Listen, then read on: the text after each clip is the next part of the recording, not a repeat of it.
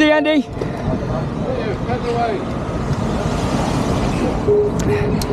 So this is Machynlleth High Street, supposedly the ancient capital of Wales. Has a market on Wednesdays, and I'm starting off my journey to London, creating my route, the Nick route if you like, from Machynlleth in mid Wales to the centre of London, finding roads and small routes with a minimum amount of traffic. Not starting very well, is it?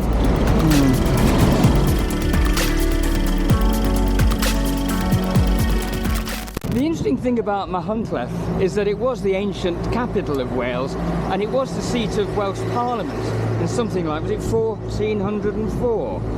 Owain Glyndŵr, the Prince of Wales, who supposedly had his parliament here. But notwithstanding, it's very much a farming town. It tried to get city status actually in the year 2000 and 2002 because of its ancient capital, well, to recognise its ancient capital concept, I guess, but it didn't happen. Anyway, we started the journey to London, and I'm going to take a right now and start riding over the narrow mountain pass. Not so long ago, I e-cycled around the world, and I wanted to prove to myself that riding at home was every bit as interesting. This is a hard hill, the narrow mountain pass from Machynlleth to Llanidloes. And bravo to all you cyclists without batteries, well done you. But what I think is great about electric cycling is this, that I'm unfit and a bit overweight, but it allows me to get on the bike, it gives me a boost, and so it enables me to start to get a bit fitter without it being too hard. That would be so off-putting, and I probably wouldn't do it, I'd be pushing it.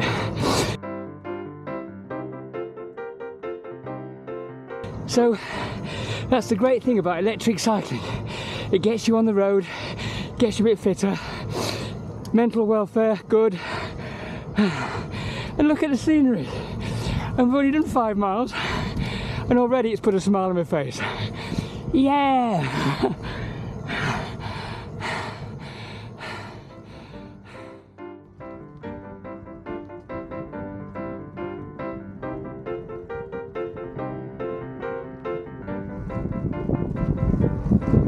You know, I'm a great believer in not doing too much planning, because you suddenly become surprised by what you see actually, and that's quite fresh. And all of a sudden, out of both Wells, I'm on a B road, traffic goes past about 1 a minute, so it's quite quiet. And here I am at the Erwood railway station, obviously disused, and it's delightful for a cup of coffee. Park up the bike, have a cuppa, and then crack on. What's not to like about that? Hi, I'm Jenny. I run the Erwood Station Craft Centre. We're a lovely spot to stop if you're cycling en route. Large car park, picnic tables outside and in, converted railway carriages, savouries, cakes, tea, coffee. Everyone's welcome. This is Jenny, and I'm going to have a baked bowl slice, yes? Baked bowl slice. And I'm going to have a strawberry milkshake. You are. Marvellous, thank you very much indeed, great. Bye. So I'm going to sit here in the railway carriage, eating my baked bowl slice, which is very moist, slurping my strawberry milkshake in the railway carriage of Erwood railway station, and thanks for go. Yes, absolutely gorgeous. Ask for Jenny. On the bike, you hear everything, you smell it all. Nature hangs heavily all about you, very satisfyingly. There is something unrelentingly wonderful about being self-propelled.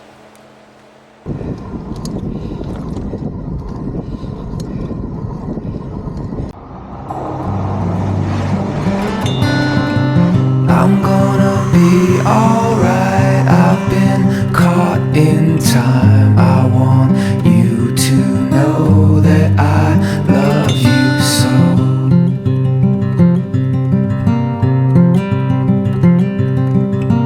My friend, the skies are bright. I see orange light. I want you to know that I love you so.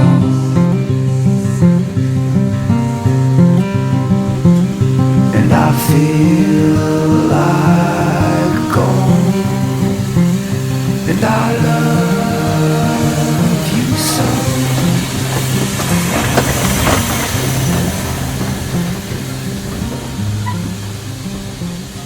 This is one of the great things about travelling in the British countryside, or the English countryside per se here.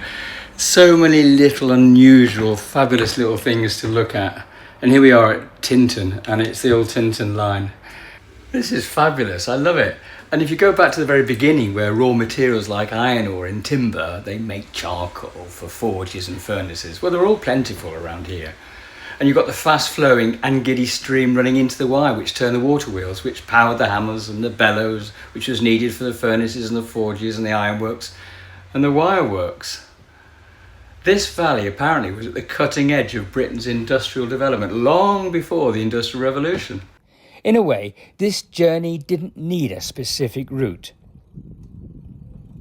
You choose your own direction, link up a few national cycle network paths, make up the bits in between, and like magic, you have a way forward which is customised and tailored simply to suit you.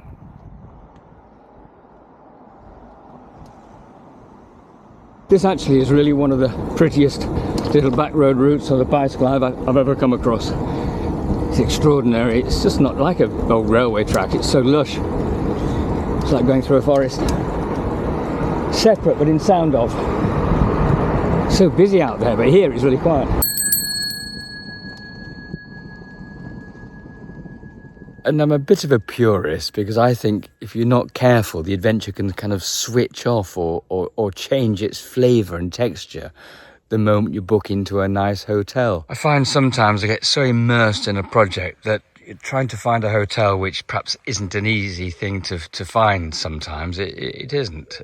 It gets dark and they're very expensive and they're full. I'd like to stay at one with the countryside that I'm cycling across. And I just like the fact that I don't break from the project. I'm totally into it. And camping, wild camping if you like, is part of that process really for me. And I don't mind. I like camping, leave no trace, ask the landowner if you can find that person, and there we are. I am that purist. It doesn't suit everybody. Just stay in the moment, doing what you're doing.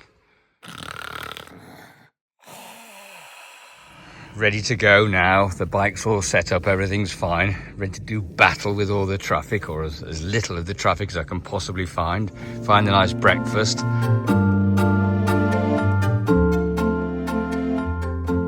It's a lovely breakfast. Thank you so much. Thank you so much. Yeah, it's great. Wow, look at that breakfast. That's really gorgeous.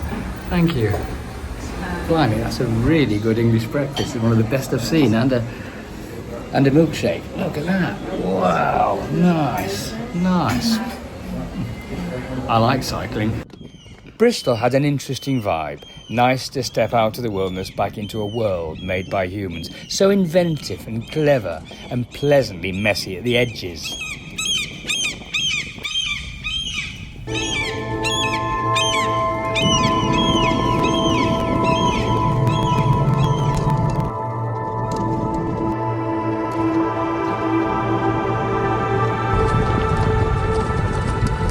I'm just saying, on my blog, it's amazing the people you meet on a canal boat. Now, just tell me again, lad, what you were doing. Hang on a second. Just going to do that. What am I doing right now? What have you been doing? What, your bike nomading. Tell me about that. Yeah, so I haven't lived anywhere for 8 years. I was cycling all over Europe and just sleeping in a tent and having a nice time. And then I upgraded to van nomad life, electric van, traveling around all over the place, working on reforestation. My van got written off last week, but now I've got a canal boat, so upgrades the whole way. What do you like about just being, on your own or living sort of life alternatively? I don't know where I'd live. There's so much to see, there's so much to do all over the place. I like just being free and wandering about and exploring new places, so I can't imagine just being in a house in the same place all the time. And is the boat your home? Yeah, I live here now. So. And where will you be travelling to? I'm nearly at the end of this trip. I'm getting to Bath. I picked it up in London and hightailed it out of London as fast as possible. And I'm going over to Bath. So my charity's buying some land there to reforest, and I'm going to be able to park right up next to it and work on the reforestation. It's funny when you come across this, actually, because it's just an edifice, isn't it? It's just, it's clearly a gateway, and it opens up to somebody's land, and there's a huge amount of land behind this gateway. That's extraordinary, and I don't know anything about it. Right, Coralie, where am I? You're in Lockridge at the moment. Which is near what? The Mulberry Downs? Near the Mulberry Downs, and yes. Mulberry's quite close by, right?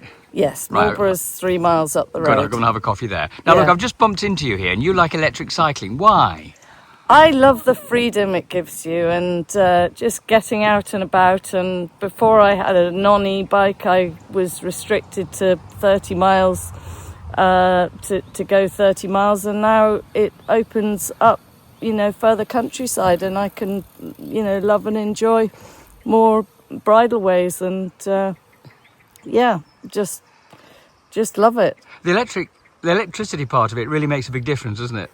It gives me, as a type 1 diabetic, a little bit of extra help when I need it. And if my sugar levels are running low, it will tide me over until my sugar levels have come up enough in order to, feel perfect again and get my strength back. And then I can turn down the power and off I go again in eco. But, I can turn it up to boost if I like. Forever, I thought you found freedom the further you were away from home. But having lived a life cycling around the world, I knew in my heart everything was at hand, close by, within reach, and not at all what I thought it was at the start of my adventuring life. I recognise you. I saw the bike. I read the article about you travelling around the world, I think. And was that in Cycling UK? Yes, that's right. Yeah. Yes. Charging around the world it was. Front Charging, cover. that's the run. That's absolutely the one. Yeah.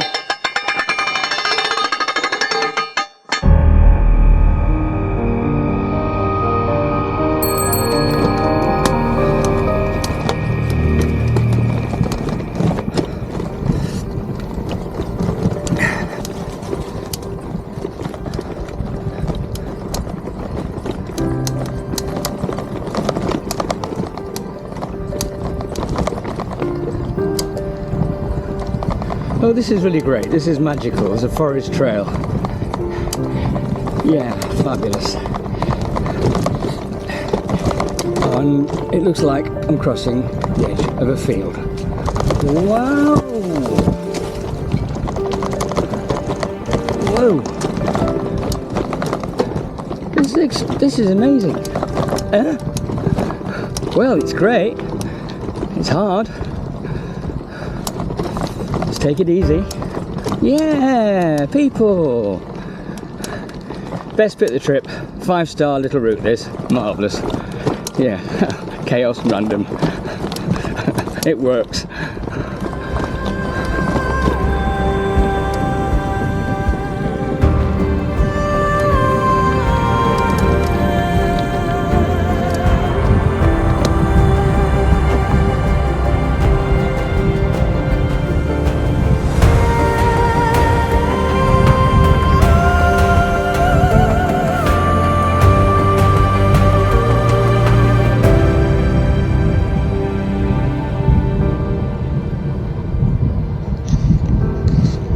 Bleak hills on the outskirts of Devizes on the way to Horton.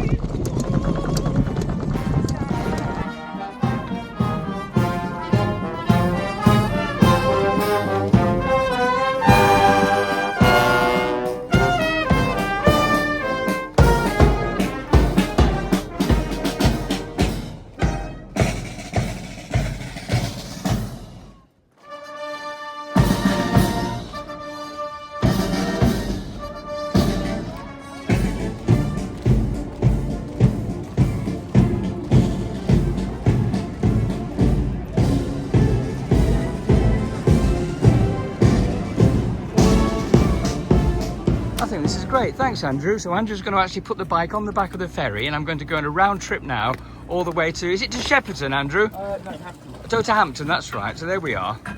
So this is great. Marvellous. So the boat. Is this your job? Yes. And how often do you go across? On demand, anywhere from 200 times a day to 5 times a day, depending on the weather. And what's the purpose of it? Commuting, dropping kids off at school, families just going for the day out, getting to the park. Ferries, trains, tunnels, towpaths. I like the lot.